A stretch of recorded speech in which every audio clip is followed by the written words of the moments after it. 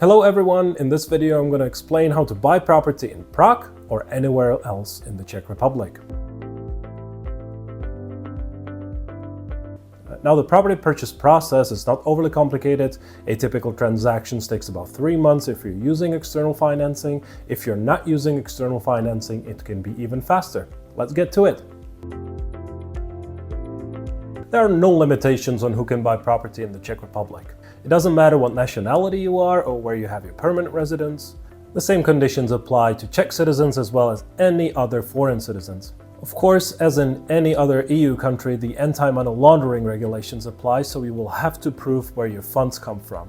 But otherwise, you can buy as you will, and if you choose to, you don't even have to be present for the purchase. You can just use a power of attorney. Now, the first step in buying property is, of course, to find the right one. If you're planning to do the search on your own and want to save some time, my opinion is that you can do just fine with just sreality.cz. It is the largest real estate website in the Czech Republic and most agents list properties there. Now, if you're looking for a deal, you might want to try other websites such as bezrealitky.cz or bazoš.cz, where sellers without agents try to sell their properties. But let's face it, there aren't many good deals to be done, especially not in Prague, which is very competitive. When you're searching for real estate, be aware that the listed prices are asking prices, not prices that the property is actually going to sell for. Some properties are priced well and there will be no discounts, but those tend to disappear fairly quickly. Other properties are listed way above the market value and those stay on the market for a long time. In my experience, it's best to determine what you're looking for, start tracking the market, and respond quickly to good listings. Now, once you find property that you like, you set up a meeting with the agent and tour it. There are many things to look for and questions to ask that deserve their own video, so I will not cover them here, but I do plan to make another video on that topic soon, so stay tuned. After the viewing, if you're still interested, you usually make a non-binding offer. Normally, you just call or email the agent selling the property and tell him your offer. Although it is quite common to make an offer below the asking price, well-priced properties fresh on the market tend to sell for the listed price. The agent will usually present the offer to the client and then accept it or counter it. Now, if there's more than one offer, the seller usually makes their decision based on the price and how quickly can the transaction be completed. So if you're paying cash, that may be an advantage.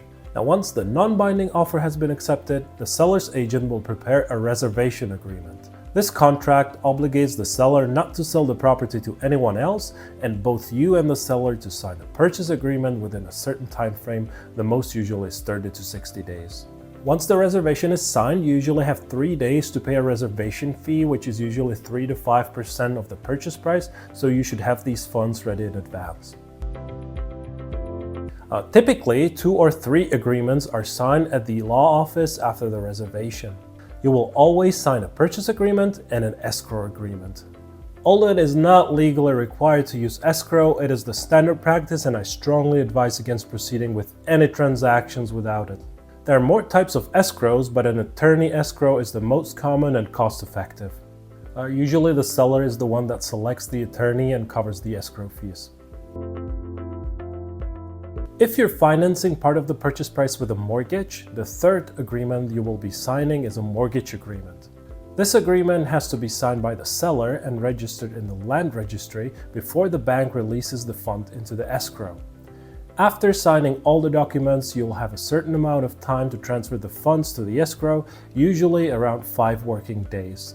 If you're using external financing, the bank will require the mortgage to be registered in the Land Registry before releasing the funds to escrow.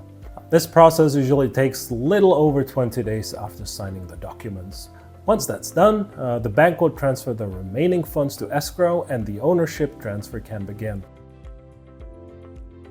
Once the attorney confirms that all funds have been transferred to the escrow, they will release the purchase agreement to be filed with the Land Registry. Typically, the seller's agent handles this filing. The registration process usually takes just over 20 days to complete. After that, the attorney releases the funds to the seller and you officially become the owner of the property. The final step is the handover of keys from the seller to the buyer, along with signing the handover protocol. And that's it, you're now a property owner. I hope you found this content helpful, and if you have any questions, feel free to leave a comment under this video or reach out to me directly. I am a real estate agent based in Prague. but I can assist you anywhere in the Czech Republic, whether you're buying, selling, or renting out your property. And if you enjoyed this video, please subscribe to my channel to stay updated.